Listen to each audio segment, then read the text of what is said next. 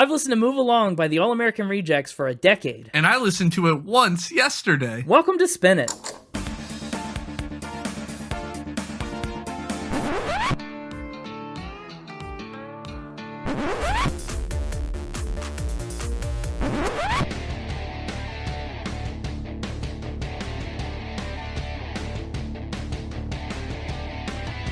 Hello, everybody, and welcome back to Spin It, the record ranking podcast for people who would rather be listening to music. I'm James, and with me is Connor. Hey, it's me. Woo! I'm here. How you doing? I'm tired. You're tired. Oh, no. I might be a bit loopy this episode. Don't worry. It ends tonight. What ends? Well, that's just, I don't know. Whatever is making you tired. That felt like a threat. Like I was sorry. Don't worry about being tired. It ends tonight. It's like, what? Your awakeness ends tonight when you can go to sleep. Yeah, that's not any better. My awakeness ending just sounds like you're going to kill me. Or at least you know I'm going to be killed. I'm not going to stab your back. I'm just trying to make references to Whoa. the songs on the album. Just, you'll be on top of the world tonight at 11:11 p.m. I feel like I've got a bit of a straitjacket feeling. I'm waiting.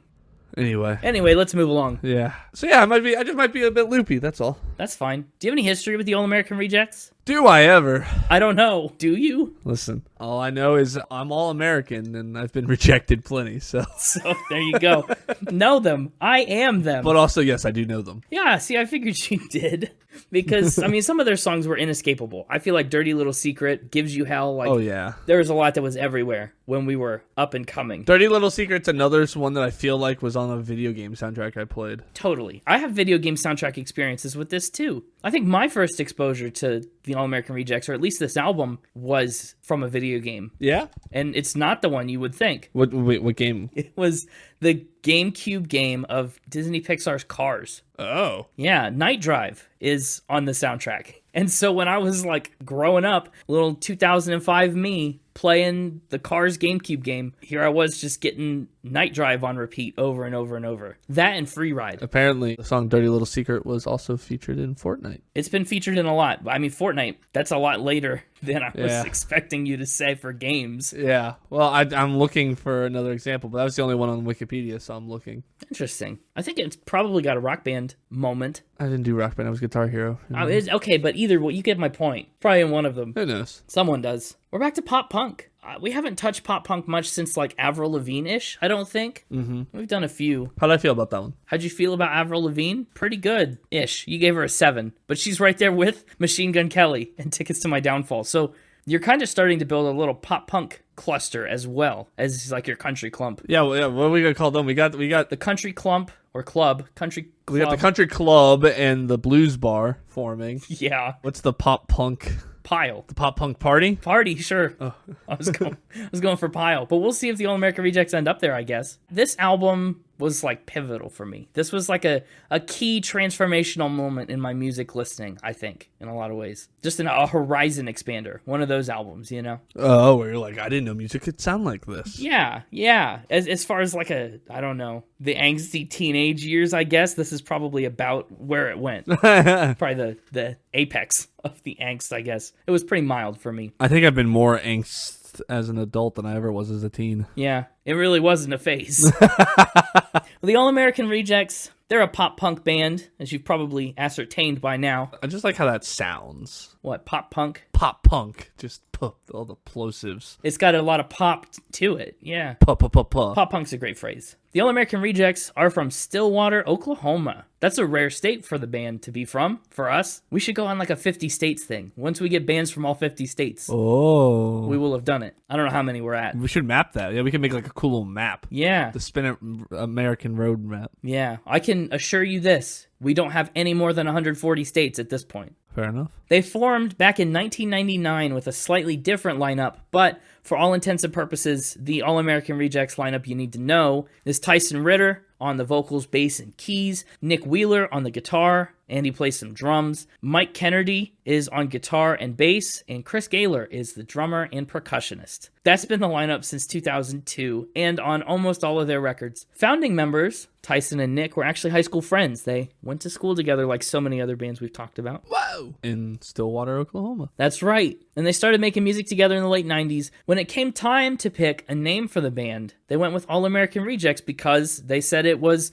a random name that sounded cool, according to Mike Kennedy. He said, I feel like we've grown into it over the years. It kind of was a self-fulfilling prophecy in that regard. I think it's a catchy name. There's something about it that just works. Apparently. What do you think about the name All American Rejects? Is it a winner? Is it a loser? Good name, bad name? It fits the punk vibe. It does. They can't be All American accepts. Is there an opposite? Is there an antonym for rejects? Approvals? All American approvals is alliterative. Oh. But it's not punk. That means that we're cool with them. It's not punk. No, if you want to be punk, you got to be anti-something. So you got to be something, yeah. Got to be rejected. Antonyms. Insiders, it says, is an antonym for rejects. All-American Insiders? It's the only one that Merriam-Webster's got for me. That must mean it's the only one that exists. It's weird that there's not a word for that. Plenty of antonyms for verb forms of. Rejects is a lot of different uses. Yeah. Rejects as in denies. Rejects as in refutes. Rejects as in discards. Rejects as in refuses. Well, in this case, it's the noun. They are rejects. And then rejects as in outcasts. Yeah. Which is where I got insiders as an antonym. Or rejects as in calls is also a noun. Calls? Okay. Calls, C-U-L-L-S. Something separated calls. from a group or lot for not being as good as the others. Interesting. Not being as good as the others. That's a very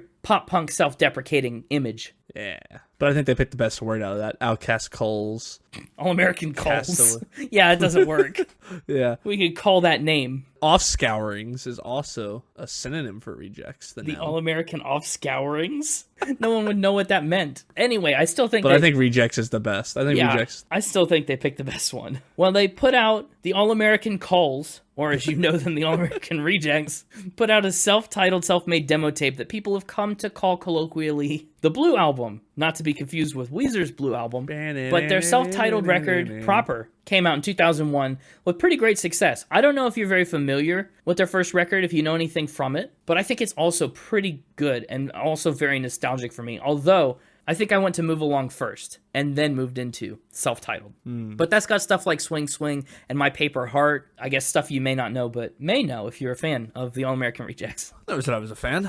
No, you didn't. Don't put words in my mouth. I did. I'm not. I'm just saying those are the circumstances under which you might know those songs if you do. Noted. So you don't know them. I didn't say that either. Do you? Oh, no, I don't. Okay, I'm going to have to... I'm like a dentist over here with how much I have to pull teeth. I just, you could have just simply asked instead of insinuating. That's all I'm saying. Mm-hmm. Well, their first record got them on the radar of DreamWorks Records, who upped the production and the distribution. They're all about rejects and outcasts and calls. DreamWorks? Yeah. Maybe. I don't know. But their singles Swing Swing and the last song hit the Billboard charts. They got to number 60 and number 29, respectively. Fair enough. They also hit the road, went on some tours, got kicked off some tours, they headlined some tours, and then they put out a live DVD that ended up getting certified gold. They also found themselves as guests on the Vans Warped Tour in the mid-2000s. So, they're making quite a splash in the pop-punk scene already in, their third year of existence. And then they kind of cement their place in the annals of early 2000s pop-punk when they put out their sophomore album, Move Along, in 2005. I think this is really the one that made them a name in the genre. They started working on Move Along in 2003, pretty shortly after their debut dropped. Dance Inside was the first song that they finished, and they actually even debuted it live on tour. After the tour, they retired to Destin, Florida, little beach retreat, where Tyson and Nick wrote most of the rest of Move Along. After writing, they went all the way to the other ocean, to Burbank, California for 7 weeks, to record the rest of the record and at the end of 2004. The album came out 6 months later in July. It kind of got lukewarm positive reviews at the time. Critics were generally satisfied, but instant classic hits like Dirty Little Secret and Move Along, and to a lesser extent, personally, I think, It Ends Tonight, each of them made it into Billboard's top 15, and it led to a really solid opening week with 90,000 units in sales, which is pretty hefty for 2005. That's pre-streaming era. In fact, Move Along, the album, debuted at number 6 on the Billboard 200, and it stayed in the top 100 for 84 weeks, like a year and a half. A little over a year after its release, Move Along had sold more than 2.3 million copies and had been certified double platinum. It's also internationally certified platinum in Canada, gold in the UK, And if you do a little digging, a little looking around, you'll find that Dirty Little Secret and Move Along both are pretty frequently in the conversation for the best singles of the decade, of the 2000s. Sometimes even the best pop punk tracks of all time, which I think they'd probably make most shortlists. Oh, yeah. Definitely two of the more well-known and well-liked tracks from this album. But after Move Along, post Move Along All American Rejects, their third album, When the World Comes Down, came out in 2008, which was full of more classic hits like Gives You Hell and I Wanna. I really debated almost bringing When the World Comes Down instead of Move Along. Really? I thought about it. I like them both, but I opted for this one instead. I think Dirty Little Secret is a way bigger song. I agree. And I just know this album better. I think personally, I would rather have an episode about this. I think this was the right choice. Yeah, I think so too. So, no backtracks. Also interesting, they worked with notable composer Danny Elfman Nice. on music for the Disney movie Meet the Robinsons. Oh. I think that movie is honestly underrated. I love Meet the Robinsons. I do too. It's a great movie. It's a very fun movie. It's another one that's underrated, but has like a good cult following. Yeah. In the meantime, the All American Rejects toured the world, and just like Avril Lavigne, they contributed songs to the soundtrack companion to Tim Burton's Alice in Wonderland. We talked about how Avril Lavigne had that clothing line, right? Yeah. And stuff about shrink me or whatever, like the Yeah, quote that was totally inaccurate, misquoted, and the mixtaper made me think it was a spin because of that. That was the worst. But the All American Rejects, I love their songs from that album. The Poison, pretty great. Their fourth, and to date their most recent full-length album, came out way back in 2012, more than a dozen years ago. It's called Kids in the Street, and it features some fun songs like Beekeeper's Daughter and Heartbeat Slowing Down. I think it's really missing a lot of the weight of their earlier records. I don't think it has any of the big, clear hit tracks like Dirty Little Secret, but honestly, it's still pretty much a winner in my book. I like it. Since 2012, they've kind of had a random smattering of projects. They've never broken up or even really proclaimed that they were on a break, but their releases have been sporadic at best, few and far between. Those releases include a 2-song EP called Sweat in 2017, a 3-track collection called Send Her to Heaven in 2019, and a pandemic-inspired single called Me Versus the World in 2020. All of them are okay. All of them, every time one comes out, I'm like, man, I wish they'd make another album, but they just haven't. And as far as future albums go, Tyson, back in 2020, said, "It's not likely that the band is going to make another record anytime soon, if ever. It's given birth to all these other projects that I've started." So I guess the prevalent sense is that they've mostly moved on to other things, taken different paths. I'm never one to count anybody out. They still tour, still play shows, But he also referenced a Joni Mitchell quote that was really interesting, I thought. He said, "As an artist or a songwriter, you need to know when to stop." Or, as you and I might say, on Spin It occasionally, know when to not. No, they're not. Yeah, and the All American Rejects decided, To not.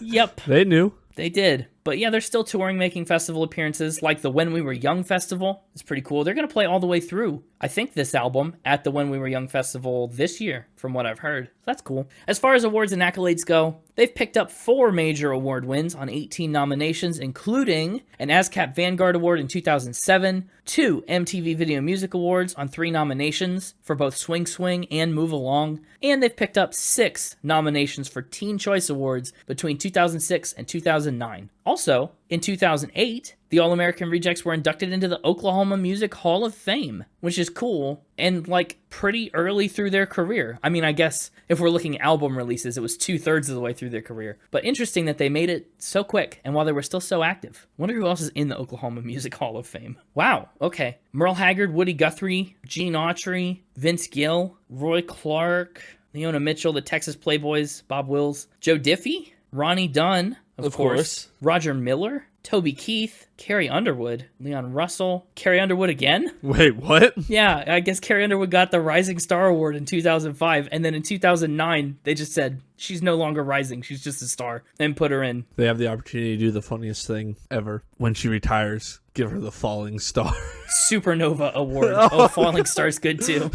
Oh, Kings of Leon are also rising stars. Oh. Thompson Square, Interesting. I guess it's a pretty robust Hall of Fame. I don't know how many of these people have actual ties to Oklahoma, but that's cool. Anyway, that's all I've got. Now it's time for the All Spin It Reject to come on out here and present some facts or lies about the All-American Rejects. And I'll tell you what's what. Flawlessly, probably, if I'm lucky. If not, we'll just pretend this never happened. How's that sound? Fine with me. Good luck. Have fun. Let's get the mixtaper out. Thank you. It sounded like you were sending me on a roller coaster ride. Please Please keep your hands and feet inside the car at all times.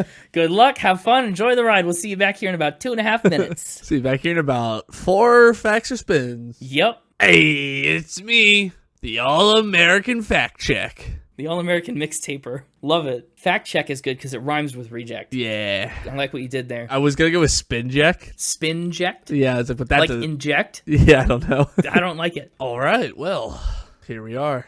Yes, yeah, here we are. We're at the top of the hill, just about to go over it and descend onto the furious ride of this roller coaster. What's up first? Well, It's a really big top of the hill. we're currently going up the... just sitting here at the back waiting. I'm in the front car. The back is like holding us back, but I'm like over the edge, you know? Nick Wheeler has an interesting morning routine. Love that. So he wakes up every morning, gets out of bed, brushes his teeth, and I don't know, what, makes a Pop-Tart? And listens to a specific song. Okay, he listens to the same song every morning? Uh-huh. What song is that makes this so interesting? Heroes by David Bowie. Heroes by David Bowie. You know, I actually don't think I know that song. Really? Would you like to go give it a listen real fast? I guess I should for context. Well, this does seem familiar. I like it. So why is this a weird routine? Would you listen to the same song over and over and over every morning as part of your ritual? Oh, does he listen to it one time every morning or over and over and over every morning? Well, no, I mean just over and over, like every morning. Maybe. I mean, we've talked about setting a song as your alarm. You know, we talked about Wiz Khalifa and Wake Up Yeah, it's true. being your alarm. That's not that awful. Yeah, but it's also a bit of a happy song for a pop punk guy. Well, he can be happy if his music is pop punky. Fair enough. Maybe it's not that weird. My bad. Maybe the whole point is the catharsis. Oh. I don't know. Okay, well, why this song? Why Bowie and why Heroes? I don't know. Oh, okay. How long has he been doing it? When did he start? And is it ongoing? At least he was doing this. Well, this article was written in 2018. So Okay. Sad. That's after David Bowie died. I'm going to say this is true. It seems weirdly specific. That's where I'm at. It seems like kind of a random song, but a very specific song. And I could see someone listening to the same song every day. I don't know. It doesn't seem to have the scope of your usual lies, which is sometimes a good way that you trick me. But just the specificity of the song also is really leading me towards spin. fair enough. This is a spin. Yeah. Wait, what? Well, I know I said fact at first, but then I changed it as I was No, saying it no, at the no, end, no, and no, I said no, it was no, leading no, me no, towards no, no, spin. no, no. I said it was leading me towards spin. No. That was the last thing I said. You said it was a fact, and you said that it doesn't have the scope of my usual lies, which sometimes is a way I trick you. But you said it was a fact. No, but then the last thing I said was it was leading me towards spin. No. And then you said it was a spin. No, the last thing you said was that that's sometimes how I trick you, and I said fair enough. And gave the answer away. You said fact. I definitely said it was a spin. We're We're gonna have to play the tapes. Definitely didn't say it was a spin. I totally was leaning fact, and then I said spin. You definitely didn't. I definitely did end by saying spin. No way. I need to stop and go listen to it. Totally. I legitimately did not hear you say spin. I would have waited for an official lock-in. Hang on, play back the tape right now. It doesn't seem to have the scope of your usual lies, which is sometimes a good way that you trick me. But just the specificity of the song also is really leading me towards spin. Fair enough. This is a spin. Yeah. Wait, what? You just misspoke. That's all you did. Well, you were hey, locked in on fact. look. You said fact, and then you had a slip of the tongue and said spin. And then when I said Well- spin, you're like, oh, I can use this. In the spirit of fact or spin, you meant fact, and you know it. I totally maybe misspoke, but Yeah, that's not the point. The point is I said spin. I said spin last, and then you said spin. You didn't ask me to lock it in. That was carelessness. You meant fact. I knew you meant fact. If you had been right, you would have edited out your flub. This is a point for me, and you know it. It's contentious. Why'd you make this up? What's the deal with David Bowie and Heroes? Oh, one, I just expected you to know more David Bowie. I was surprised you didn't know that song. I didn't, yeah. And secondly, he does wake up every morning listening to the song Maggie May by Rod Stewart, but I wanted to make that a spin, so I just changed the song. Oh, you just changed the song. And I Googled happiest songs, and that was on a list of the top 5 happiest songs. Really? I was like, oh, David Bowie, he'll probably know that song. That's why you specifically pointed out how happy of a song it was. Yeah. Yeah, so see, that part of it sounded true, and that's why I had said fact before, but then I changed it to spin because of the specificity of the song, maybe. No. Not because you were justifying why you were saying fact, and then you accidentally just slipped and said spin. Well, I'm just saying. Anyway, what's the second one here? I don't know how we'll score that. We'll figure out how we scored, and how you determine to score it dictates how dastardly I become in our next episode. So keep that in mind. Okay. We'll see how the rest of the round goes, but I'm going to be a lot more careful, and you should too. Yeah. This is why I lock in. You're always like, why do you make me lock it in? I already answered. This is why. This is why. Okay, I get it now. They lived in the Batcave. Whoa. They lived in the Batcave. Okay, explain. A real, like, Batman Batcave? A place they called the Batcave? Yes. To the second one. It's a place they called the Batcave. Yes. So it wasn't really a Batcave. I mean, it's a place called the Batcave, so it is a Batcave. Sure. It's literally called that. What's the situation? Is it just like a house? Yeah, it's a house they lived in together. Okay, why did they call it the Batcave? Because that's freaking cool.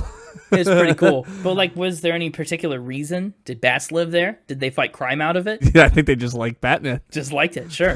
Just a fan. Yeah. When did they live in the Batcave? This was back before they achieved national success and were living together in Oklahoma. Okay, so the Batcave is in Stillwater then. Yes. Just where real Batman lives. Stillwater, Oklahoma. Yeah. I'm leaning towards spin on this one, and here's why. Okay. I just talked about how they did music for Meet the Robinsons. And Meet the Robinsons has Adam West in it as that pizza delivery guy, but like Adam West is my Batman, you know? Yeah. That's what I know him from. Sure. And I mean, that's what most people know him from. So this tie to Batman is suspicious because I could see you walking down that exact same rabbit hole to get there. Because it's not like they have particular ties to Batman. I mean, they could call their place anything they want. That could easily be true or false. But that'd be an interesting lie to tell. So, I think that's the fact. No, I'm just kidding. I'm kidding. No. Spin. I knew you were going to try to do that. I was listening until I was like, he's going to try to reverse me here. I think this is a spin. I'm going to lock in that this is a spin. And they did not live in a place they called the Batcave. Holy true fact, Batman. This is a true fact. Oh, it is? Yeah. Oh, man. They even had a Batman sign that said the rejects that hung over the front door. Oh, that's pretty cool. Wait, and they had the... Wow, that's official. Yep. Darn. Yeah, the Adam West tie was just a little too suspicious for me. Yeah, I'm glad that you got suspicious on that. Really helped. Thanks. Yeah, you're welcome. Apparently it did, yeah. Tyson Ritter lied his way into the band. Lied his way into the band? This is a very you fact. Very on brand for a lying supervillain. Oh, yeah. Man, me being a supervillain didn't even come up when we were talking about Batman. You're right. It didn't. It's up now. What lies is he telling? That he could play the bass. Oh, that's a very provable lie. All it takes to refute that is to hand him a bass and say, show me. Yeah. So he lies about being able to play the bass? Yeah. Really being able to play any musical instrument, but specifically the bass. Interesting. He'd never played a musical instrument in his life. So do they just blind accept him into the band and then learn later that he can't play? Does he learn how to play before they figure it out? What are the consequences? He eventually learns how to play because obviously he plays bass for the band. But they blind set him up with like an audition sort of thing. Oh, no. So Tyson Ritter and Nick Wheeler are like the two founding members of All American Rejects, right? Yeah. And so what happens is he like met Nick Wheeler at a club where one of Wheeler's earlier bands was performing. Oh, okay. And he's like, I want to be part of your band. I can play bass. You need a bassist? Let me in. Wow. And they were like, no, we don't need a bassist. And then he said, good, because I'm not one. Let me in. But then that following Christmas, he got his first bass guitar for Christmas and taught himself just enough to go back to Wheeler's band and be like, look, I play bass. Let me in. Like, you need one. Oh, so he did learn barely before they caught on. Yeah. And then Wheeler and Ritter decided to form a new band because Wheeler's other band was like falling apart. And Wheeler was kind of like, you're not the greatest at bass, so we'll use you for vocals for the time being and keep working on your bass skills. They Nikki Sixed him. Yeah. And now he does like bass and vocals. Yeah, iconic vocalist. I can't imagine the All-American Rejects fronted by any other voice, to be honest. He fits the style and the genre very well. But that's neither here nor there. He lied about playing the bass, learned to play the bass barely, got into the band on such false pretenses. I think this one is, ironically, I think the lie is true. I think this is a fact that he lied about being able to play the bass. You know, sometimes you see a cool band and, hey, you want to join. He found his way to do it. But it is good that he made good on that and did actually learn to play the bass and didn't just, like, not do it. Yeah. Not bother. Yep. So you locking in spin? That's hey. No. Oh, I'm locking sorry. in fact. Oh, you said fact. You're right. Oh, what a actual mess. This is a roller coaster. Yes, I'm locking in fact. I believe that this is true that he lied about playing the bass and getting into the band. Is the lie a truth or is the lie a lie? This is a true fact. It's a true fact. The lie is true. And the truth was the lie. That's such an interesting origin story. I was surprised it wasn't in your rundown. Yeah, I'm glad it worked out so well for them. And then I got a little worried that it just wasn't in your rundown, but you still knew it for some reason because, like, how did you not figure out how they, like, met? I was so debating whether or not to use this one, but it was interesting, so, like, I wanted to bring it up. I'm glad you did. It was really cool. On to our next one. Right now, we both have 1.5 points. I think we have to share blame for the first one. We'll see how this one goes. Yeah. Nick Wheeler hunts an exotic animal. Okay, this is going to be wild. Right off the bat, I can tell you. I saved this one for last. What a lead-in. What exotic animal does he hunt? Is it like a safari animal? Maybe I could guess the animal. Well, I'll give you a hint. Yeah, let's do a guessing game. You guess, and I'll tell you if you're close or not. Is it a zebra? Oh, close. Really? Wow. I just did that because, you know, when you played against Connor in the Alan Jackson episode, he kept guessing zebra. Oh, that's right, he did. So, what's close to a zebra? Close how? Same region? Same type of animal? I'd say type of animal, yeah. What about, like, wildebeests? I don't know. That's the same region more than the same type. Farther away. What's the same type as a zebra? The okapi. I love okapis. Farther away. They actually are closely related to giraffes. Although, I'd say that's probably equally as close, just because the okapi is weird. The okapi looks like it shouldn't exist. Yeah, and it's a cousin of the giraffe, even though it's got zebra stripes. Yeah. What's close to a zebra? I've really messed myself up here. Give me a little more. Give me a little more. Name another African animal. I mean, elephants, not close to zebras. Name another one. Lions, only close to zebras when they eat them. Another one. Gnus, GNUs, right? No, name another one. What about, like... What's another classically hunted African animal? Rhinos? Yeah, it's like a zebra mixed with a rhino. What on earth? Talking about zebra mixed with a rhino? What animal is it? A unicorn? What animal are you about to say? Yeah, it's a unicorn. No, I'm just thinking zebra with a horn. It's a unicorn. Hunted, but like No, I'm kind of at a loss here. He hunts unicorns. Oh, no, wait. Yeah, I wasn't lying when I said yes, unicorn. What? He hunts unicorns? Yeah, you said unicorn. I went, exactly. I thought you were just being sarcastic. No. Oh, boy, that sure is exotic and not at all what I expected.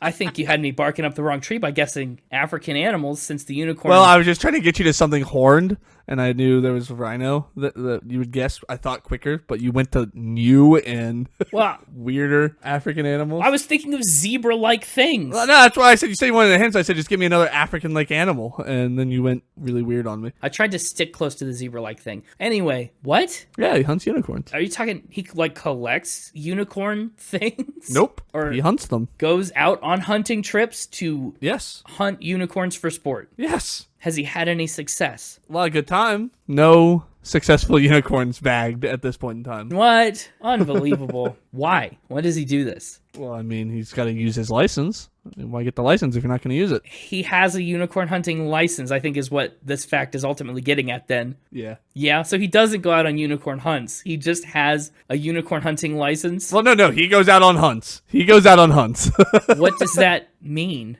It's more of a camping trip from what I've gathered here. Yeah, I'd imagine. So listening to this interview, it felt like it was just an excuse to go camping. To go camping, okay. But they called them unicorn hunts. This is off the rails. The roller coaster's gone off the rails. Apparently, in Stillwater, Oklahoma, you can buy a unicorn hunting license. Whoa, that's cool. And thus, he has done so, and goes on hunting trips. Is it like a thing you have to renew with like the wildlife division? I don't know. It's just good forever. Once you got it, you got it. I guess I assumed it was a renewal like any other, like a fishing license, but maybe it's a one-time just joke. Like maybe it's like a preservation joke thing. I don't know. Who knows what it is? Maybe it's a fundraiser. Interesting. I'm not going to speculate.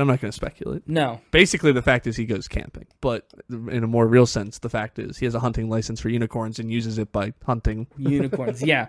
Wow, that was way out of left field. Thought it would be a good final wrap. It is. Yeah, I don't know what to even think about this. Well, you better be thinking either fact or spin. Those are my two thoughts right now, yeah. I mean, you mentioned an Oklahoma unicorn hunter license. That makes me think a little bit that maybe you just found out that you can hunt unicorns in Oklahoma and this band is from Oklahoma. That is a classic me move. That does seem not implausible. Also, though, hilarious, ridiculous. Spin. I think this is untrue. Spin? That's where we're going? Yeah, I'm sticking with my first guess here that you found out some weird law about hunting unicorns in Oklahoma and just put it on top of the band. I don't think it's true about Nick Wheeler. I don't want this to change your answer if it wouldn't, but I will tell you that if this is a spin, it is not because I found out you can hunt unicorns in Stillwater, Oklahoma. So your reasoning is wrong if you were still correct. If it is still a spin. I'm not saying you're correct. Okay. I'm not saying you're wrong. I'm just saying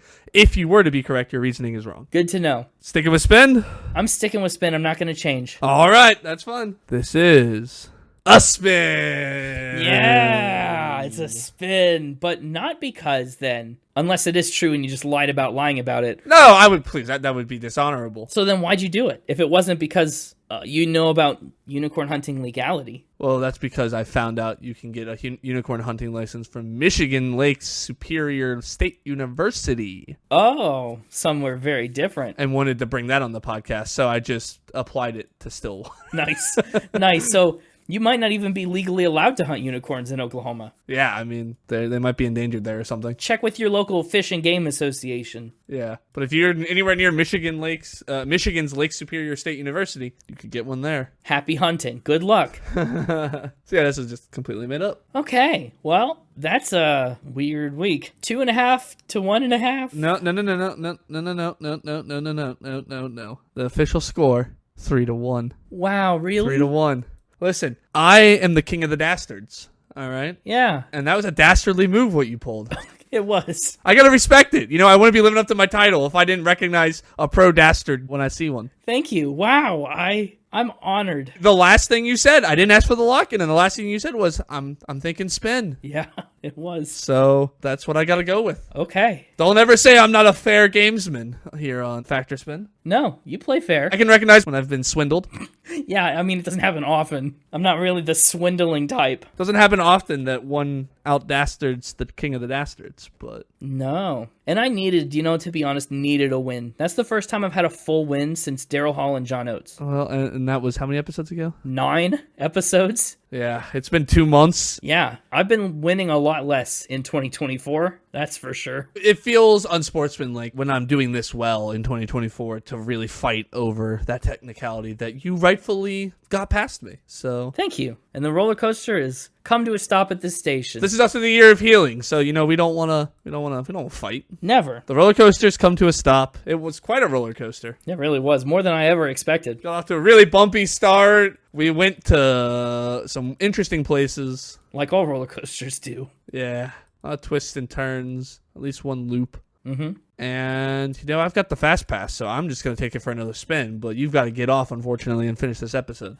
Another spin. Yeah, that's true. I do have to get off and finish the episode. Finish the rest of my day at the park. The ride's about to take back off, so I will leave you with a... Yeah. Oh, there he goes. All right. Well, that was fun. Welcome back, Connor. Sorry, I was watching the mixtaper. Yeah, he's just having fun. I think he's just gonna ride it till the park closes at this point. I don't think he's getting off the Factor Spin coaster anytime soon. Probably not. I'll tell you the truth. Between you and me, totally just said the wrong thing in that first fact. Oh yeah, I know it. The mixtaper knows it. You know it. The audience knows it. But I know. A dastard's a dastard. Game recognizes game. I don't know if you realize you have now been lowered to the level of dastard. That's what he did to you. He called you a dastard, and you agreed and accepted that title. You are now on the same level as him. I don't know. Maybe. You used to be on this podium above him as like the respectable factor spin king who called out his dastardly deeds. But if anything, he's now corrupted you in the eyes of the public. I mean, yeah, maybe. We'll see. Luckily, I'm still here as the people's champion. Sure, yeah. Of course.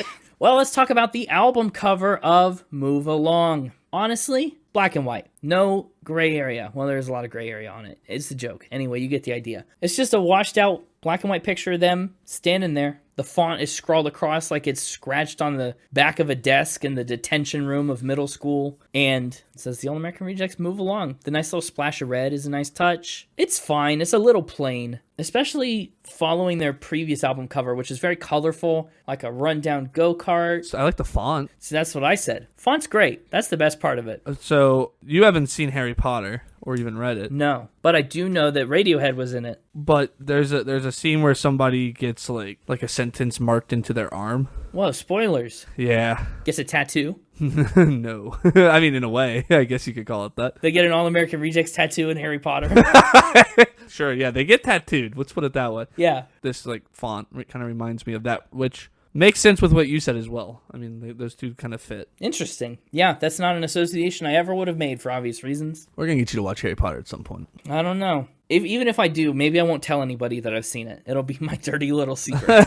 All right. That's the first track on the album. Dirty Little Secret was the album's lead single. Dirty Little Secret. Great opening track. Instantly recognizable as soon as you hear that octave jump, I think. You can't miss it. You click play and you know it. Oh, yeah. It's clean. It is. Honestly, that's the biggest difference for me. Like, to listen to their debut album, which maybe you haven't even listened to, but then to put on this album after it, it's clean. The production is crisp. They've evolved their sound a lot. It's a lot more mature.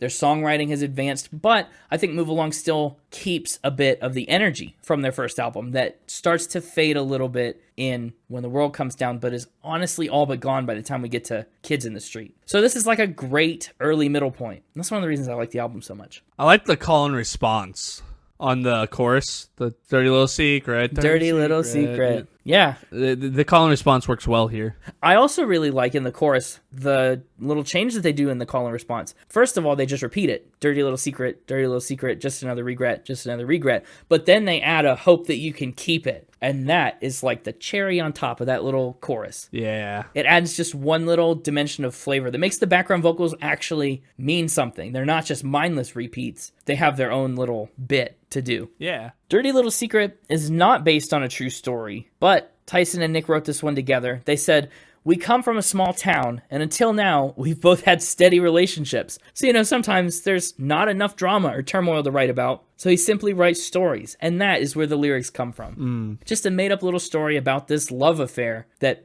conceivably could take place in a small town where people talk. Nobody has to know. You can keep it really quiet. I also really like the bridge. If you want to talk about a bridge that propels the song to a new level, that bridge is the one that does it. It's Eating Me Apart, Trace This Line Back. It's like, it feels so good to break out of that, back into that guitar part. And then it shrinks down for the interlude. I don't know, I just like the flow of this song. Maybe it's the nostalgia talking, but I think it's a great one. Not to mention the drums. I like that drum beat. Da, da, da, da, da, da. That's a really cool rhythm. Yeah, there's a reason it's the most popular song on the album, and was apparently... And one of the most popular of their discography. Yeah, apparently like one of the best pop punk songs of all time. Yeah. To me, this song is almost like the essence of what pop punk is, or can be. Interesting. Wow, that's a claim. I like that. In my head, when I'm like, what is pop punk? This is the kind of song that comes to mind. Like if someone's asking, this is the one you're going to show them? Yeah. If people are like, hey, what's this pop punk thing? I've never heard of it. I'm like, here, I got a song for you. And then they listen to it, and then I'm like, it's not all like this, but what if it was? But some of it is. I think that's a good point. This does strike a really solid blend between pop and punk. It's not too hard. It's not too poppy. It's got a singable melody. It's got kind of that angst built up in the themes, a little bit of punkiness. You sure? Yeah, I think it walks that line pretty well. What are the odds that Dirty Little Secret makes the playlist? What are the odds that Dirty Little Secret doesn't make the playlist? I don't know. I guess it depends on what else you liked on this album, but... Yeah, I guess it depends on, I mean, one of us would have to pick it, right? I'm not giving away my top 3, but I think the fact that I said it would be the song I show people maybe gives it away a little bit. Maybe a smidge. Well, That's Dirty Little Secret, a classic. Up next and sandwiched in between classics, Stab My Back. You got to break up the biggies on the album a little bit. Not by much, though. No, they sure don't separate them by much. But I'll be honest, here's my fun little fact about why we're doing this album this week. Today, the day the episode comes out, it's the Ides of March, March 15th. And I was like, what would be fun to do for the Ides of March? And I couldn't think of anything, but I was like, I know. The All-American Rejects have Stab My Back, just like Julius Caesar. Sure. Gets stabbed in the back on the Ides of March. So this song is the sole reason we're doing this episode today. This is the whole reason we're doing this here? Yeah, Stab My Back. That's your dirty little secret. Yeah, my dirty little secret is just a little nod to the Ides of March. Et tu, Brute. Anyway, we do a hard pivot from this first-person point of view cheater in the first song to this first-person guy who's been cheated on in Stab My Back. His partner has stabbed him in the back, but she also wants to stay with him despite being a cheater. So he's got to deal with a lot of complicated emotions on both of their parts as they try and navigate this disloyalty. I love the chorus of this song. Oh, huge chorus. Stab my back. It's better when I bleed for you. It's such a great moment. What's interesting to me about this song is the way we start it. It starts with "Now We're Broken on the Floor." We pick this story up right in the middle of the action. We don't know what happened before, but now we're broken on the floor. It's always fun. I like when a song starts mid-action. One thing I like about the chorus is the harmony. Falling faster, they do a great job at emphasizing that. It also picks up, it comes in so much harder after that instrumental break too with the "I hope that love he gave you." Oh, the bridge is one of the best parts of the song. Yeah. It's pretty raw emotion. Look at what you're tearing apart. Like, stop and reflect on what you're doing to me and doing to us. Excellent bridge. It's interesting that they're stabbing in the back but breaking the heart. It's interesting that they didn't go for the obvious like stabbing of the heart or something there. Well, you can get to the heart through the back. It's true. You can get through the heart from any part of the body if you got a long enough or curvy enough knife. It's true. Stab my back. Maybe they're stabbing on the left side of the back. Stab my big toe. It's better when Well, that doesn't quite hit the same, does it? Would you rather be stabbed? If you had to pick a toe to be stabbed in, which toe? Well, probably the pinky toe. You think? Yeah. Well, it's just a stab, right? I mean, it's mostly just going to hit bone. What are we talking about? I think mine's the roast beef piggy, whichever toe that is. What's that one called? Is that the third or fourth? Market. This one stayed home. This one had roast beef. So the third, it's like the middle one. And that one had none. Yeah. It's the middle toe. Yeah. It's just probably called the middle toe. I don't think it needs a more specific. I think that one mainly just because it's a bit of a jerk for not sharing with the fourth toe. I mean, he had none. Third one ate it all. Maybe he didn't want any. Did you ever think about that? Maybe the fourth piggy was a vegetarian. Listen, pigs are hogs. They love food. Sure. I really do. I have the complicated emotion of stab my back. It's better when I bleed for you. Man, like what a thought. Is it better when I bleed for you? I guess it's not pointless. I don't know. Is there really a good way to bleed? I don't know. I guess like if I'm gonna bleed, at least I'm bleeding by your hand. It's not good either way. Not great. No, it's not. I think the best way to bleed would be if I was like saving you. Yeah. A mugger's trying to stab you and I jumped in the way. Of the stabbing? That's an intense jump. Well, it's just like I'm standing next to you, like I put myself between and the knife goes into me instead, or... Yeah, well, that's stabbing the front. Well, not necessarily. You don't know which way I was facing. Well, that's true. But yeah, that's stab my back. Julius Caesar got it 23 times. Beware the Ides of March, everybody. Just beware today. Just beware. And if you're listening to this actually any other time, you saved it. You did it. Still beware. I mean, be on the lookout for... be a little on the nose for somebody to stab you on the Ides of March, so, always be vigilant. It's true. And if anything, that's maybe your safest day, because nobody'd be foolish enough to try to do that. They'd be like, it's too obvious. Is it too apropos to kill this man on the Ides of March? Maybe we should wait. Don't want to cause the downfall of society by stabbing this man on this day. No, they set up a triumvirate. It all goes really well for a little while.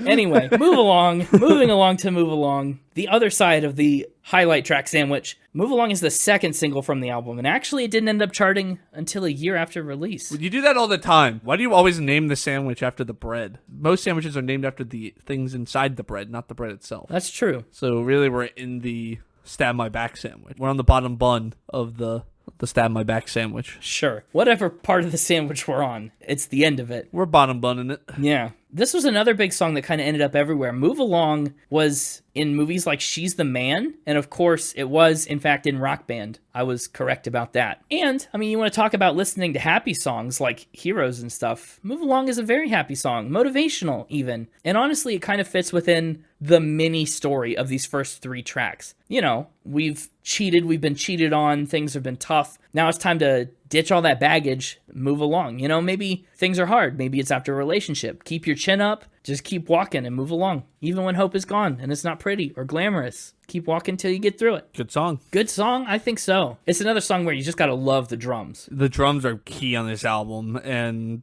they're just good at choruses as well. Mm-hmm. Yeah, I think that's one of their strongest points. But honestly, I think their verses are similarly strong. This is obviously a very memorable verse. Sure. I think they get weaker when we get a little deeper, but we'll get there. They do. Verses. I think choruses stay strong, but you're right, the verses do deteriorate a little Which bit. is exactly why I said they're good at choruses. Right, I know. You're the one that went, they're good at verses. And I said, no, they get a little weaker. And you went, yeah, but their choruses are good. And I'm like, well, here we are, full circle. Yeah, that's true. Hey, I also really the bass and the feedback on the guitar in this one at the beginning. It's an excellent intro to a pop punk song. It's nice. There are a lot of move alongs here. I don't think it's too big of a repeat offender, to put it in a term, but they do repeat a lot of move alongs. Did it get to you? Along, right? The bridge got to me a little bit, but I was still kind of riding high from the chorus of Move Along that came right before all alongs. Mm-hmm. And then the way it cuts out after the alongs and gets real quiet again with that when all you got to keep trying to do like the quieter version of it before ramping back up. Just the piano, yeah. That's where the playing with dynamics and intensity can help a song, right? Totally. The easy thing to do would have been to come out of that along, just to bang right back into it, right? But no, they stayed reserve and then build it back up, and it helps a ton with the pacing of the song. Because it's a 3-minute, 58-second song. I mean, It's lengthy. they could have easily made it a little shorter by getting rid of some of those alongs, but it doesn't feel like it needs to be because of the peaks and valleys. Yeah, I agree. It does. It's 3 minutes and 58 seconds, but get this. It moves along. It's also not the longest song. No.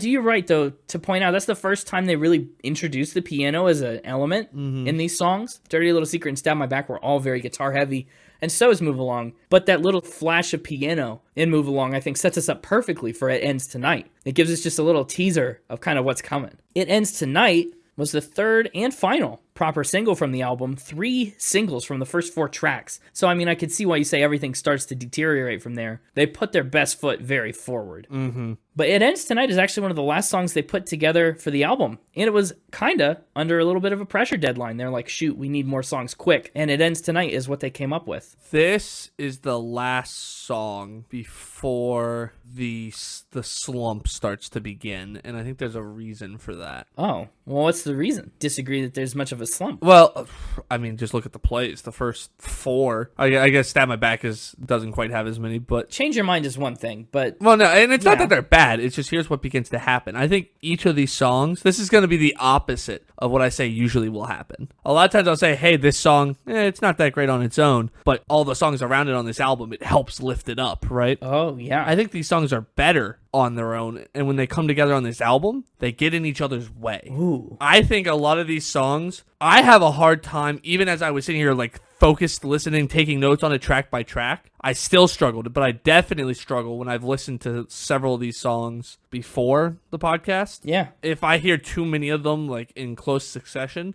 I get into that zone outy phase of listening to music because it just all sounds so similar. It's a wash. You see a lot of similar chord structures, a lot of similar instrumental work. It becomes all just washed together and become one big American reject soup. One big reject soup.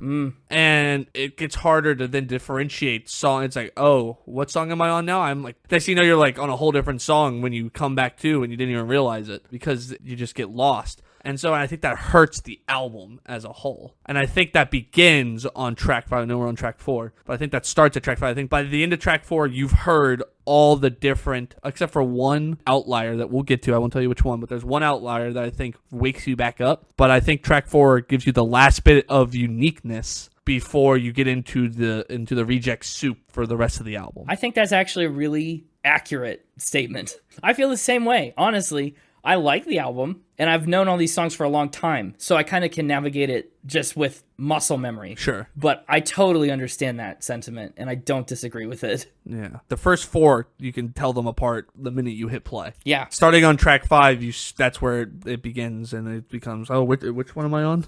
Right. It's true. We get the fast song, the slow song, the happy song, the angsty song, the introspection. And this, It Ends Tonight, we get the really slow song a little bit, leaning heavier into the emo part of emotion. Yeah. Putting the emo in emotion with the piano ballad, which is rare for the genre. I think it's even rarer for All American Rejects. They sometimes do go a little softer, but it's rarely to the degree that we get to on the beginning of It Ends Tonight. Tyson has said that It Ends Tonight is a song about wanting to kill your best friend. So, I mean, when you got that sense earlier in the episode when I said, don't worry, it ends tonight, you're onto something. I guess that's what they were going for. Like, this friendship has run its course and become harmful, so it's time to cut ties with one another. The story goes that the friendship in question that actually ran its course and needed to end was about one of their guitar techs. Nick said that he was significantly older than us at the time, and he acts like an old man, going to bed early, really being a bum around Ty. Because Ty's a night owl, he wanted to stay up and he wanted to hang out. So he got frustrated and fed up with this guy bringing things down, and we wrote this song. So the guy just wanted to sleep. And they said, that's it. Get out of our lives. We're done. Darkness turns to light. It ends tonight. Good song. Questionable backstory. I think it's a little bit overreacting when you consider that context. Up next is Change Your Mind. You said change your mind is that slump starting, huh? I think the best part of this song is the phrase change your mind at the end of the chorus. Yeah. I think my earlier statement of they're good at choruses still sticks true with each of these songs. And I don't dislike these songs. Okay, yeah. It's not that I'm like, oh, the rest of the songs suck. It's just more of a, I've heard this style song already on the album, and I'm going to keep hearing this style song as I proceed through these tracks. And it becomes white noise. Yeah. The noise is turning white, starting with this track. Not saying we're fully there yet. Just like the album cover. Maybe it's a good album cover. It's true. Just to be the blandness, Dang. the whiteness, just the soup, as you call it. I don't know. Oh, we got white soup on the album. Ew, yeah. I like that Change Your Mind is kind of a more immediate, desperate version of the moving along that they tried to talk about in Move Along. Like, this time the subject is contemplating skipping town, running away, or, worse, frankly. And they feel trapped off at all sides by all the bridges they've burned. So, like, there's this real urgency to move along, and they're trying. I mean, the object of the song is trying. The subject of the song says, hey, if the sky is falling, don't look out the window. Take a step back. I'm here for you. I'm here with you. Ignore it. Not ignore it necessarily, but we can get through this together. Just don't look, and then it won't be Yeah, happening. well, I don't think it's quite like that. Kind of like the allegory of the cave or whatever that. We don't like what we see. Look away. And then it doesn't exist. Pretend it didn't exist. Object permanence. Exactly. Yeah, honestly, though, I think Change Your Mind is a really positive song, which is funny. You'll find that on a lot of these songs, I think, that even though it's a pop-punk album, and I guess you'll find it in a lot of pop-punk music, it ends up being very positive and cathartic and uplifting emotions. Sure. Let's Change Your Mind. And then we're on to Night Drive. And then we get some claps. Claps, indeed. One of my, like I said, first encounters with the All American Rejects, that old Cars video game, it was one of my favorites. Oh, yeah, this is the song. It is. I'd cruise around Radiator Springs listening to this song. That's awesome. And of course I didn't know or care at the time who sang it, but I was pleasantly surprised when I came across this album and rediscovered it in high school. I was like, oh, I know this. It's nice. It's just a, classic rocker about taking a drive in the middle of the night to escape it all. Thematically, it's been done in other ways by other people. Yeah. But, it's their own spin on it. He's leaving a girl in the dust. I know you better than the city in the rear view, but even if you got down on your knees, you could make me stay. Fight, fight, fight. All you want to do is hurt me. Lyrical gold in Night Drive. I think mostly it's just fun. I love the way that they sync the rhythms and the melodies that they sing up with that clapping pattern. That's what sells that. I like the instruments on this one. Yeah. The guitar does some fun stuff. It does. A lot of, quick moving of notes or, bending of pitches. Weird feedback effects. Night Drive does have some unique elements. I understand most of it is still soupy, but I think a little bit of it does stand out, especially around the guitar. Sure. Also, his name is Nick Wheeler, so, wheels, drive, it all makes sense. It's all there. It's all coming together. Is Night Drive a step up or a step down from Change Your Mind? I think it's a step up. Ooh, I got to agree. One of the other things I love is how they emulate that blue shift as they lead into the first verse. They make that guitar sound like a car driving by, honking the horn as it, blue shifts away from you. It's really cool. Oh, that is cool. And it's a good pre-chorus. Take me, break me. I like that little spacing. I don't know. There's a lot of little things I really like about Night Drive. Sure. It won me a lot of races back in the day, ka-chow.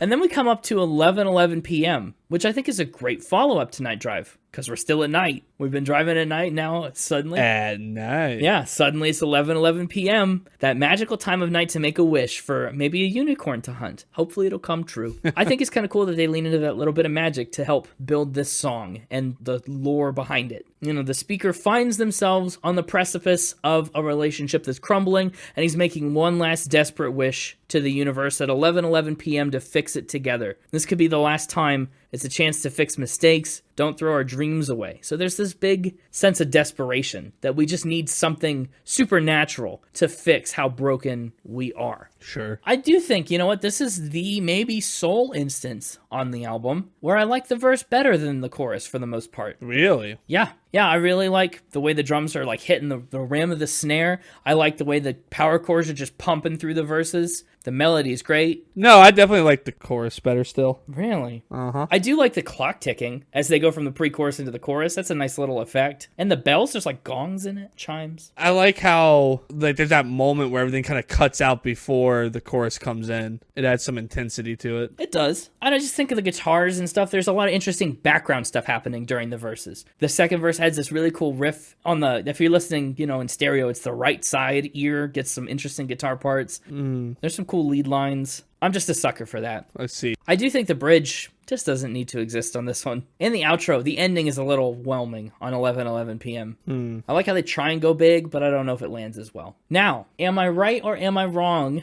that Dance Inside is the song that breaks up the soup a little bit? You are wrong. Oh, really? Okay. Then I've got another guess later. But Dance Inside is, I think, one that breaks up the soup a little bit for me because it's got that softer touch of It Ends Tonight, but with a guitar-based context. Yeah, but... And he does falsetto vocals. I agree with you up until about the 1 minute mark. Okay. That's where it starts to soup on me a little bit. That chorus. Yeah, that's fair. I get that. But we do get through 2 full verses and a chorus before that point, until she sinks in my mind. That's true. But yeah, I don't know. It's also a much happier song as well. A return to the brighter side of things after 11:11 p.m. takes us to darkness. And Night Drive does too. Frankly, we've had a couple songs in the throes of turmoil. Dance Inside gets happier again. We get this really sweet look at an intimate moment. It's a positive relationship song, which is a rarity for this album. And I kind of get the sense that, while the guys were in long-term relationships, and a lot of those heartbreak and bitter songs are kind of fictional, I think Dance Inside kind of seems to ring a little more true and personal to them. A little less fiction, a little more experiential. And I like it for that reason too. I see. Feels a little, not that the fictional songs are dishonest, but this song just kind of displays a little extra. I get the sense that it's more vulnerable and more of a glimpse into their actual experience than a story they're writing. But that takes us to the Top of the World. Probably the soupiest of soup songs for me. Oh, definitely. Top of the World is just I'm so... This is the song where it really was clear to me what was happening. Yeah, and it's funny that I guess we both kind of think that at the same point, but Top of the World is the epitome of it. And I guess that's just because it's another rocker. Like, we're just back to rockers. I think it's a good kind of flow for the album, a good balance that we've spread them out a little bit to try and alleviate the effects of that soup as much as they possibly can by spreading them out the way they do. But even still, Top of the World is the same song as Change Your Mind, just from a sound standpoint. Lyrically, it's obviously very different. Because this one, it's an indictment of a powerful figure, some kind of king they've put on a pedestal who's greedy and overbearing, a bit of a tyrant. Yeah, like that, just like that. Hear how greedy and overbearing he was? So greedy, so overbearing. Yeah, they're sick of it. The people say it's time that he hangs his crown. Wasting away, I see you when the top of the world falls on you. It's all crumbling down, and we're just going to sit back and watch. You like the chorus again. Don't be break, so greedy. $1's a penny to you. What a good line. I just like the flow of those words together. Yeah. I think this song would be better if I hadn't heard the 8 songs that came before it. No doubt. Also, according to an inflation calculator, $1 in 2005 is 57 cents different in 2024. Whoa! So $1 is not quite a penny to us. Yeah. I don't know what that accounts to. Is that more like $1.43 to us? Something like that. Yeah. This one also has a good bridge. I think my favorite part of Top of the World is the bridge. It's just so big. It goes hard on And You Win and You Win, You Win. Paint yourself a picture. By the time we get to Straightjacket Feeling, track 10, it feels like the last bit of a quadruple whammy. I don't know if you feel like this stretch of the album ends with Straightjacket Feeling, but I just feel like the emotions have been run high from Night Drive to 11:11 p.m. to Dance Inside to Top of the World. I feel like Straightjacket Feeling is the last bit. The emotions juice everything out of them. A little extra oomph to them. Maybe I'm more just sucked into the album by this point than I was at the beginning. I don't know. It just seems like we've really been on a stretch. For me, this is the song that snapped me awake a little bit, pulled me out of the soup. That was my next guess, I think. I was surprised you didn't guess it. I was giving you a second to guess it. Well, that's what I was getting at, is this the end of the era in the middle, the end of that dip. Well, we go back into it for 11 and 12. We do. But I guess. Yeah, but this one doesn't have any big distorted guitar kind of energy. No. And it's different still from 4, which was the other one that was kind of a ballad. Because it was a guitar-heavy ballad. This is also a ballad, but even on the chorus, you hear like the strings or whatever that is more than the guitar and the drums, which is usually what is so prevalent on the instrumental side. True. And a lot more vocal harmony, too. Yep. It's not just a flash like it is on some other parts of the album. We get it in more sustained quantities on Straightjacket Feeling. It's a pretty song. It's very pretty. Which is funny because it's about another rough topic. It's about being trapped in a toxic or a bad situation. The straitjacket feeling is not a comfortable feeling. I don't think I've ever been in a straitjacket, but I don't think I'd like it. You just can't move. You can't get out. I have. It's okay. Lyrically, I think there's a lot of bright spots on here, too. Just jumping over that. What? You said you'd never been in a straitjacket, and I said, I have. And you just didn't say anything. You just moved right over like you didn't hear me say it. I heard you say it. I guess I just assumed you've been in a straitjacket before. Wow. Well, I don't know how to take that. You're a magician. That's why. How dare you just assume I've been in a straitjacket I just before. thought you'd be doing the escape artist. The classic escape artist thing is to be in a straitjacket. So I just figured you'd tried that. I mean, that's why I've been in one. Okay. How dare you assume? So you know the straitjacket feeling firsthand. Yeah. I couldn't do it. I couldn't get out. No, you're still in a straitjacket? Oh, well, I mean, they let me out. I couldn't escape. Got it. I couldn't do the trick. Okay.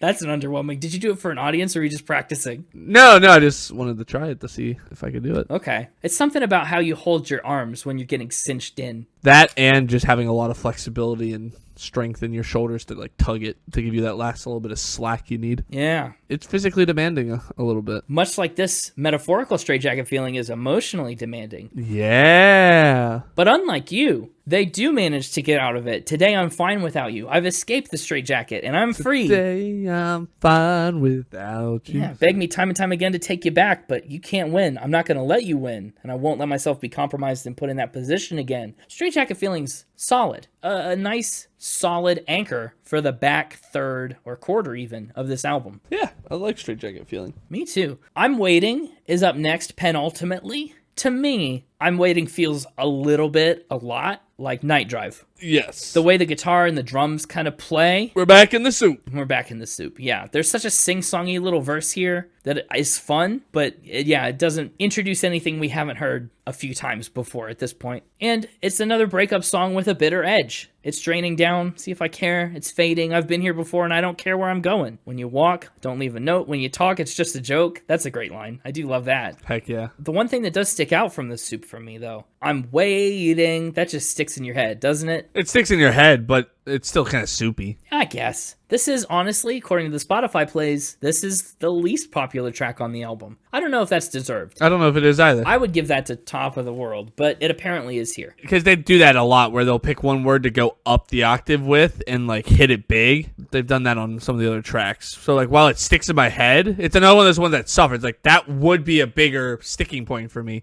if I hadn't heard something similar already. True. The other song that's, like, not in the soup, but not in a good way, I think Can't Take It represents a weird stylistic shift at the 11th hour here. It's the last track on the album. Not the 11:11? No, not the 11th hour. Just the last minute. Can't Take It is a stylistic shift that shifts a little too hard to be a good end track for me, I think. There's some things I like about it. You know, just as a standalone track, I think having it be so orchestral really shows off the power behind Tyson's vocals. But for the most part, It Ends Tonight and Can't Take It are kind of real stylistic outliers in a lot of ways. And I don't know if I want an outlier to end the album that we've been so inline for. I didn't think it was that outliery. Really? Because the orchestral stuff was there on Straightjacket Feeling. I mean, a little bit. This would have been an outlier had Straightjacket Feeling not existed. Okay. I just felt like this was them doing a different take on the style of Straightjacket Feeling. I get that. And it just also vocally sounded just like a really slowed down version of... I'm not sure which one, but one of the one. At the time of listening to it, I can't believe I didn't write down here. There was one that it reminded me of. If you just got rid of the guitar and drums and replaced it with strings and then slowed it way down, it was like the same song. I don't remember which one that was now. I can believe that, but I also can't figure out off the top of my head which one that would be. It was just something about the vocal pattern. There was something about like the way, which notes he was jumping to and like the rhythm. It just reminded me of it. I don't know. To me, lyrically, this song kind of reminded me a little bit of Foo Fighters' Monkey Wrench. Like, I won't be good enough and I can't keep up with what you're going to need from me, so you'd be better off alone leaving me in the dust. I don't want to hold you back, and it's inevitable that I'm going to. It sounds a little bit to me like the speaker's selling himself short. Kind of, once again, projecting that reject image onto himself. If you're so strong, you might as well just do it alone and I'll watch you go. Like, she's not telling him that he's not good enough. He's telling her that he's not going to be good enough. It does have a little bit more of an abrasive grit than Monkey Wrench does. I think Monkey Wrench was pretty resigned to him being bad. This song is him being angry about not being good enough. I'll set you free, you set conditions, but you have enough. Yeah, it's interesting. Also, Can't Take It got a remix. And that remix of Can't Take It was featured in the movie Snakes on a Plane, which I did not know. Tired of all these. I'll stop there. Snakes on this plane. Yeah, I've never seen Snakes on a Plane. But actually, in looking that fact up, I also learned that Snakes on a Plane features a song from Coheed and Cambria's Good Apollo on Burning Star 4, and Of All the Gin Joints in All the World by Fall Out Boy. So that's really interesting. Snakes on a Plane must have a really good soundtrack. But that brings us to Final Spin. What do you think? Does it bring us to Final Spin? Oh, yeah, I thought you were making me go first. I was like, this is weird. It would be weird, wouldn't it? Yeah. It brings us to Final Spin. What do you think I'm going to score this album? You never guess my score. I think this is going to get somewhere in the lower 80s for a score. Okay. Like somewhere between 80 and 85. Well, gosh, that's a huge window. Well, it's the lower 80s. I guess. It's only a 5-point window. I mean... For me, I don't think that's an accurate prediction. Really? No, I don't think that's a great guess. Okay, well, my bad. I think sometimes with these albums, I could tend to get a little nostalgia blind. I was surprised at how little that happened with my scores here. Oh, did I guess too high? Yeah. Oh, you see, I thought you would get a little nostalgia blind, but to me, like, the way I kind of view your scores, if I see something get above an 85 but less than a 90, I am like, he likes the album a decent amount, right? And then like a 90 or better is like, oh, he really likes that album. And anything that's like between an 80 and an 85 is like, it's not a bad album, but it didn't really do it for you. Okay. And then anything under an 80, I'm like, he did not like that. Is like how I kind of view your taste, because that's about where your scores kind of break in those 5-point increments usually. Like if you're tearing apart an album during the track by track analysis, I'm like, this is getting less than an 80, you know? Or if you're like, yeah, these are good songs, or like when you're agreeing with my analysis, usually that's somewhere in the 80 to 85. Okay, like I did this time. Yeah, exactly. And then like if you're disagreeing with me and you're like, no, you're being too critical, or I'm like, okay, but you're not like fighting me on it. You're just like, I can see why maybe you would think that, but I disagree, sort of thing. That's usually the 85 to 90 range. And then if you're like fighting me on it, you're like, no, this isn't how that is. I'm like, he liked this one. It's a 90 or better. Okay. That's pretty much how I break you down. So I guess I misread you a little bit on this one. Well, maybe you did. I think, again, very pivotal album in my music listening journey. I like this album a lot, but I think I was really able to separate my like for it for how good I think it is in these scores in a bit of a way. And I also think I scored it kind of early on in my process of like backlog scoring 500 albums at once. So maybe it's not calibrated super great, but I don't necessarily disagree entirely. Anyway, for music, it's just the soup. It's just, there's a lot of this. I guess you agreed with my soup more than I thought you did. I did. It's a lot. I think a lot of my stuff is just bogged down by the fact that there's so much of it in such concentrations. When I said that, you kind of responded in a way that made me feel it was a revelation. And you're like, yeah, you're right. I agree with you. It is kind of like that. Less than more of a, you would already come to that. So I guess I didn't expect your score to be so low. I guess I never put words to that feeling, but I definitely felt it. I just never gave it a metaphor. Okay. But for music, I'm giving it a 69. Oh. I think if you just cut this album off at track 5, obviously it'd be very short, and some of the other scores would suffer, and I would miss a lot of parts of the other songs. That would be where it's at its strongest, I think. So you cut it off where? I don't know. I 5, 6, somewhere. Yeah, I'd cut it off probably around. I do love both halves of it. I just think this is where my way of listening to music shines, right? I'm a singles listener. I just listen to songs and I jump around and yada, yada, yada. Yeah. I think if I came across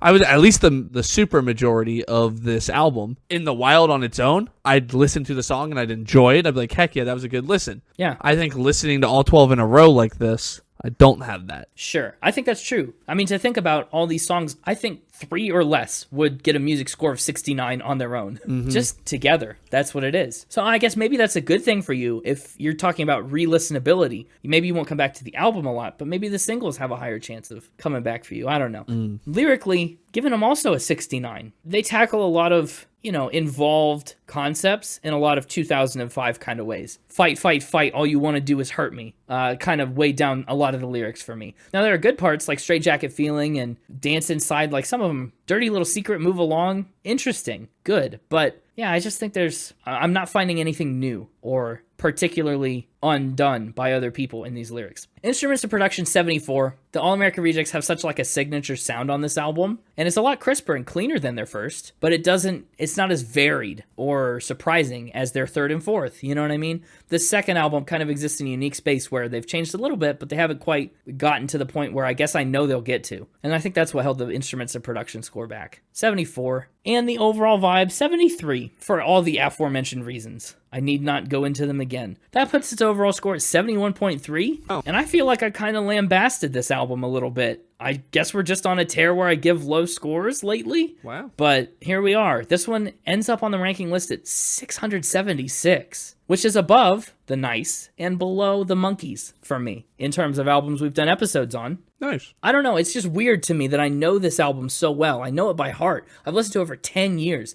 And that's just how the score fell for me. It surprised me. But I don't disagree with it. I stand by it, even. Well, what do you think I'm going to do? I don't even think this, to be honest, might not even make it to your pop punk party pile thing. Well, we just said it earlier. I forgot it already. You said pile. I said party. I think party's nicer. I think pile's more fitting of a pop punk, of like punk. Yeah. I think like dog pile. Or like a mosh pit of some sort. Okay, yeah. Pop punk pit? The pop punk pit. I like it. I don't think this one even makes it to your pop punk pit, maybe. Wow. This might end up at a 6 or below. You don't like the soup much. Like, that's a thing that's a real sticking point for you. It's a real sticking point for me, the soup. And I think I've said it. I think I'll just jump right to my top 3. Mm-hmm. My top 3 in album order. It's the first 4 tracks. Dirty Little Secret. Yeah. Move Along. Oh. Honorable mention, It Ends Tonight. Okay. So it's almost the first 4 tracks. What's the outlier? Is it going to be Straightjacket Feeling? It's gonna and be Straightjacket Feeling. Yeah. No real surprises there. Yeah. I think this one makes it barely makes it to the pit. Really? Yeah. I'm kind of surprised. Well, and it's because I don't like the soup. I really dislike the soup. But I really like the majority of the songs. Yeah. I think if it wasn't so soupy, this easily, like individually, these songs would each individually rank 8s and 9s with a couple 7s and 6s mixed in there. Mm-hmm. But for the most part, the songs themselves get like 8s and then there's a couple 9s in there. This is an 8 album if you were to just look at it on a track by track basis. This is a solid 8. Yeah. But put together, the soup knocks it down to a 7. And the reason I'm going to not knock it to a 6 is because I'm like looking at the bottom of my 7s and the tops of my 6s. And maybe I have a little bit of heartburn putting this above Permanent Vacation, but I definitely think it goes above Me and My Gang, one of the biggest disappointments we've ever done. Yeah, what an honor. And I think it definitely goes above Hank Williams and Bob Dylan in terms of a re-listenability. I think I'm more likely to re-listen to the majority of these songs over the majority of the Hank Williams or Bob Dylan songs. It's painful, but it's your opinion, yes. Like, I just don't see... I have not revisited Bob Dylan, I think, hardly at all. And I've only revisited Hank Williams a couple times from those episodes. Yeah. Whereas I already knew several of these songs, and I see myself going back to a couple of these songs more. Rightfully so. But I do think it's the weakest of the pop punk pit tracks. So it's going to go right below Avril Lavigne. So it's a 7, but a low 7. Yeah. Right below Avril Lavigne. And the only real hiccup I have with that is that I put Permanent Vacation below it at a 6. Well, that was an early episode. That was episode 6 when I wasn't quite calibrated either. So Aerosmith might raise through the ranks a little bit if we were to re-rank it. Sure. But what's your unit? Pop punk soups, maybe? 7 pop punk soups? Sure. Maybe unicorn soup. Oh, unicorn soup. That's what he want to make when if he ever hunts and kills a unicorn. He wants to make unicorn soup out of it. Boil the horn. Sure. Unicorn soup. Unicorn soup. 7 unicorn soups out of 10. Okay. Yeah. Wow. It's interesting that this album can have 2 of what are often considered the best pop punk songs of all time, and definitely 2 of the best, maybe flat out songs of the 2000s. And then the rest of the album can fall so far from our graces. Yeah. That's wild to me. And it's just because they're together. They weigh each other down. Like I said, if you just played me 11 p.m. in the blue 2 months from now, I'll be like, yeah, I'll like singing along, headbanging along. I'd like it. It's just having listened to 6 tracks before it, I was kind of done with it. I think I feel the same way about every All-American Rejects album except Kids in the Street. Oh, interesting. I think that's the only one that benefits from being an album. Interesting. Mm-hmm. What's that playlist pick? That's where it gets rough. Oh, because I really, really like Straightjacket Feeling. I like the orchestralness to it. I like that. I think it woke me back up, right? So it holds a lot of power in my decision here. Yeah. But I know you really like Move Along, and I want Dirty Little Secret on there. I think if I had my pick of both, it would be Dirty Little Secret and Straightjacket Feeling. I think if you had your pick, it would be Dirty Little Secret and Move Along. Actually, I don't know if it would. Really? But I'm fine with Dirty Little Secret and Straightjacket Feeling. Really? I think it's always fun to put a song on the playlist that you discover from an episode. Heck yeah. And I think Dirty Little Secret obviously is not only the epitome of what this album is, but it's also the pinnacle. Man, I've just completely misread you this episode, apparently. I thought for certain Move Along was like your favorite track, and you really wanted it on the playlist. I guess I was wrong. Oh gosh, no. No, you were wrong. I don't even think Move Along is my 3rd or 4th favorite on the album. Fair enough. But again, I've heard a lot of these songs individually a lot more times. So I know them on their own as well as in a group. I guess Straightjacket Feeling and Dirty Little Secret it is. All right, we'll keep it our dirty little secret, except it's public now. Oh, no. We've just told everybody, but that's okay. Straightjacket Feeling's an interesting one. You know me. I like the orchestral ballady stuff. Mm-hmm. Yeah, that's how we ended up with Without You on the playlist from last week. The All-American Rejects, I was going to say we accept you, but we also kind of rejected this album in a lot of ways. But we like a lot of the songs that you make. How about that? Album-wise, we don't know, but we like a lot of the songs that you make. If you want to hear our opinions on another album, stick around for next week. Got another fun artist, another fun album coming up, and obviously we've got like 139 episodes other than this one you could check out anywhere you get your podcasts, and you can find us on the web on X at SpinItPod, on Instagram at SpinItPodOfficial, and on the web at www.spinitpod.com. Heck yeah. Tell a friend you'd like to cut ties with about the podcast. Dang. And this is how they'll find out that you're never going to speak to them again. Yeah, just tell them, hey, listen to Spin It, and it ends tonight. Hey, listen to episode 140 of Spin It. And then when they listen to it and they're like, what the heck? Why'd you recommend this to me? Is it because you want to cut ties? Just don't answer them. You've already cut the tie. It's gone. The tie is gone. All the bridges you burned have left you trapped off at all sides. Well, I guess there's only one thing left to say. Yeah, say goodbye to the people. Bye, people. Until next week, keep spinning! I really want some soup right now. It is dinner time. I'm getting hungry. I know I just spent all episode saying how much I hated the soup, but now I'm kind of in the mood for soup. Well, what are you going to do? What's the best kind of soup? I feel like most people's go-to answer is chicken or tomato. I'm a big fan of, chili is a great kind of soup, and probably my most eaten soup. Is chili a soup? Yes. I would never have classified. If it's not a soup, it's a stew, but it's not a... Chili is not considered a soup. Chili is usually made with chili powder and is considered a type of stew because of its low liquid content. Huh. So it's not liquidy enough to be a soup, apparently. Well, who knew? So the All-American Rejects are a lot of things, but they're not chili. They're not chili. Now I want chili. You can't, you want soup. No!